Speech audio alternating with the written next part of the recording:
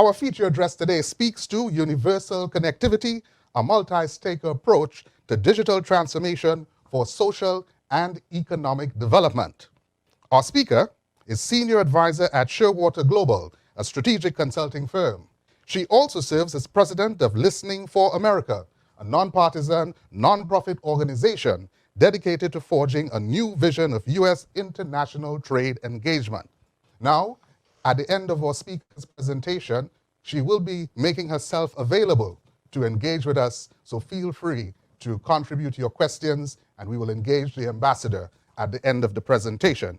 It is with pleasure that I introduce to you Ambassador Catherine Novelli to the CANTO 2021 screen. Ambassador? Thanks so much, Wendell, and thanks to Canto and Del Rio Newman and Teresa Wankin, everybody at Canto for inviting me here to address you. It's a real honor to be here. I was asked to share some thoughts about the future of broadband and the fact that the CANTO conference, as you said, is being held virtually for the first time is the most concrete demonstration that the future is already here. The effects of COVID have been devastating for the world, both from the standpoint of human health, the global economy, children's education, to name just a few. The truth is, without access to broadband, the effects on the economy and education would have been even worse.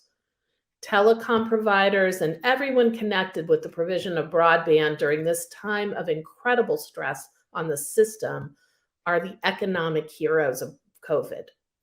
The adversity of COVID has also shown us in a very practical way the promise of broadband. Everything from demonstrating that work and conferences can occur virtually for many, to the acceleration of telehealth, to virtual school. And although we have not yet perfected all these systems, we can see a path forward. And that path needs to be paved by vision. As companies, you had the burden of making things work in a crisis. But if we are to advance and realize the true promise of broadband, we need more than just crisis operations. As the United States Undersecretary of State for Economic Growth, Energy, and the Environment, I had the privilege of launching an initiative called Global Connect. Its goal was to dramatically grow broadband penetration in the developing world.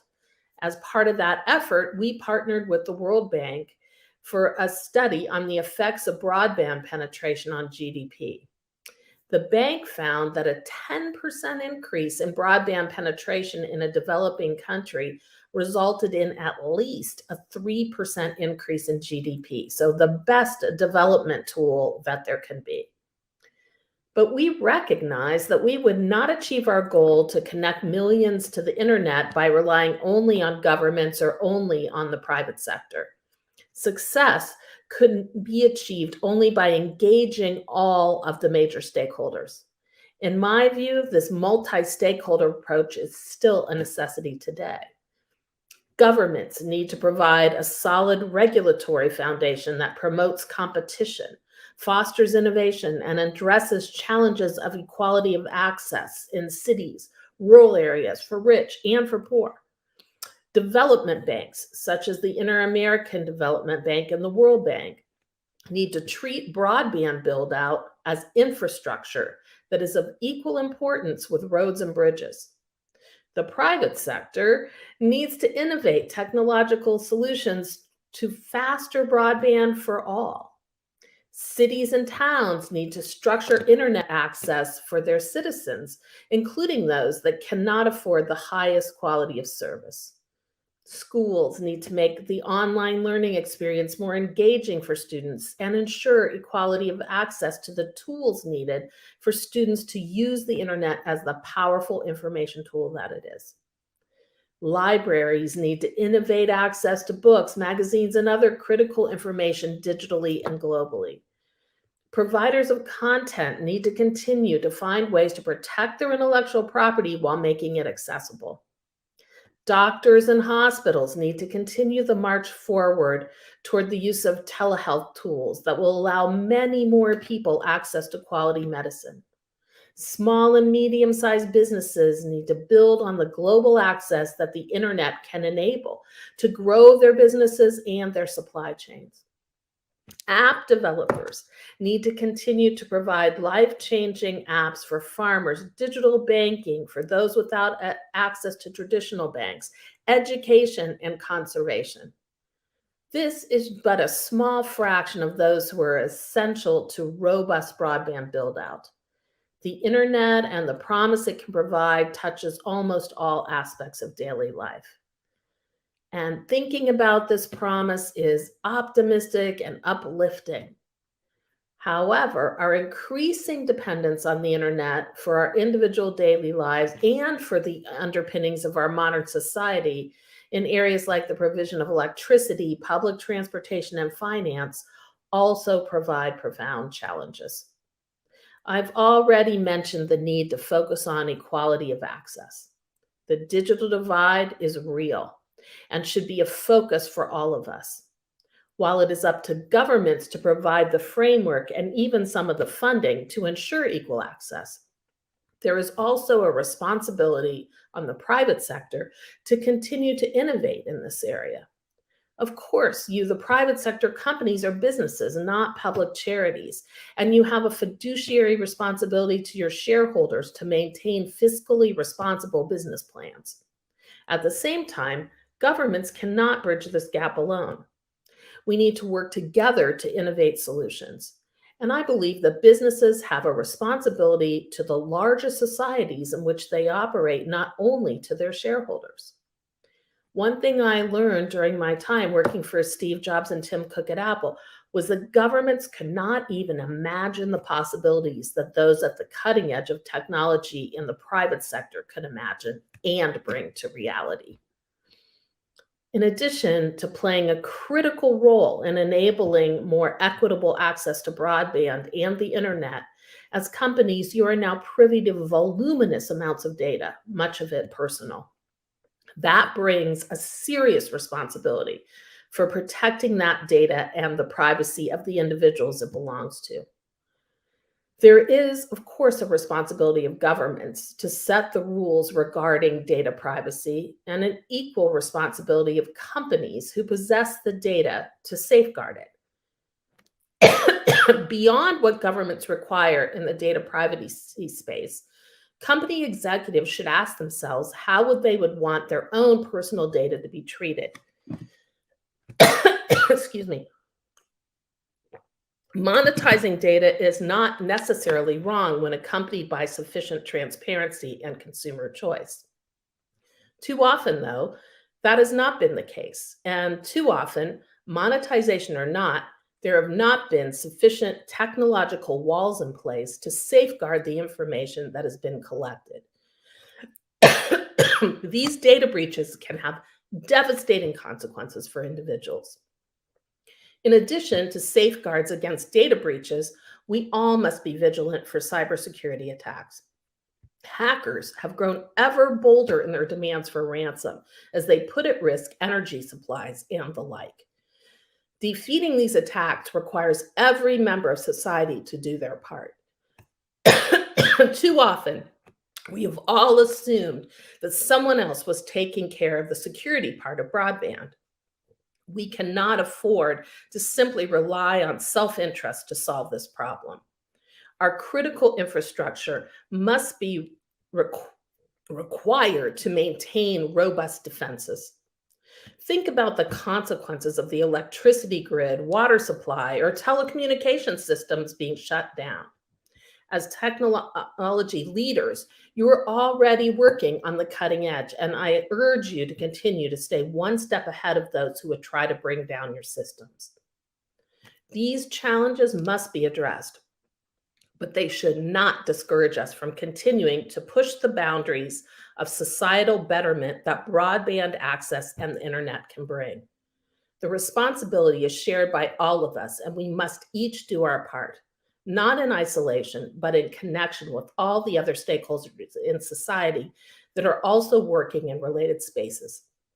The whole that we can build together will indeed be much better than the individual parts. Thank you.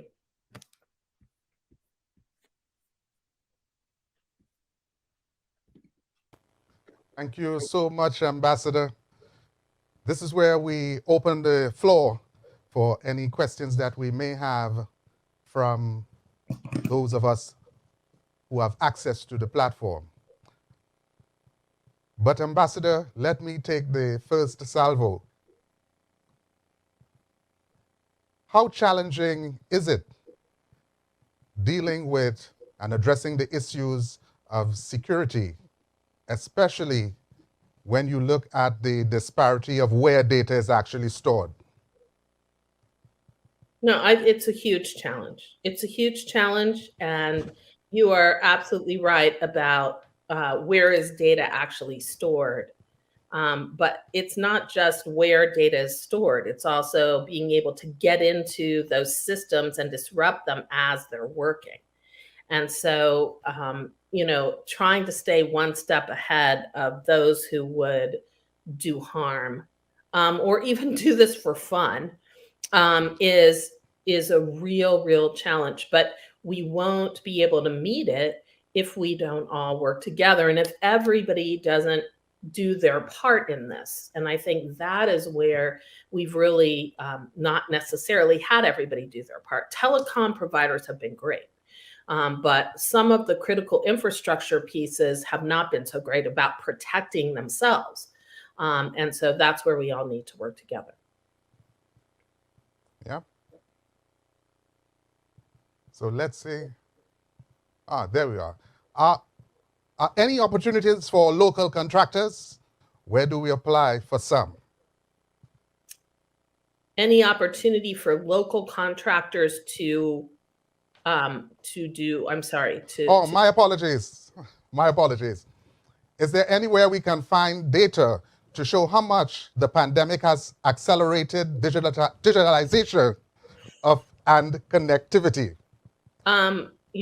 I do not know precisely where that would be found. I just know from my own experience, though, that considering everything that we're doing, including holding this conference virtually, that it's absolutely clear that there's a lot more use of connectivity than there used to be. And the trajectory of connectivity in the developing world was, going straight up, even before COVID. And so I think part of the question is, what kind of connectivity? Is it high quality? Is it enough to allow data streams? And, the kinds of things that you really need to be able to make use of the internet. Yeah. And So the this is ITU, by the way, the ITU Sure. does collect that kind of data. So the International Telecommunications Union of the United Nations should have that type of data. How has this multi-stakeholder approach been received in the Caribbean? As far as I know, it's been received very well. I think there is, on the one hand, a recognition that we need to think broadly. Sometimes I think, and it's not just in the Caribbean, I think it's everywhere, and we found this when we were doing Global Connect, that you don't necessarily think as expansively as you need to about who are all these stakeholders. You think about the government and telecom companies, but you really have to think about connectivity and everyone who connects and can use the internet. And all of them are going to have specific needs and uses. And that's where I think it's the meshing that can build out something much more robust than just if everyone just works in their individual space. Ambassador, we have another question coming in. What do you think the islands in the Caribbean should do first to get us on the path of universal connectivity? Well, I think having broadband build out plans and how that is going to be achieved is hugely important. You can't just kind of have this happen in a serendipity type of way. I think it's also really important that the private sector be part of that solution in terms of figuring out how to provide broadband, not expecting them to bear the whole financial burden of doing that, but there does need to be a partnership between the government, between multilateral investment banks and development banks and the private sector to act on a plan and then move forward with it, and so that everybody can benefit. Ambassador Novelli, thank you so much for your time. Thank you for your contribution. It was an absolute pleasure having you here at CANTO 2021. Thank you. It was my pleasure.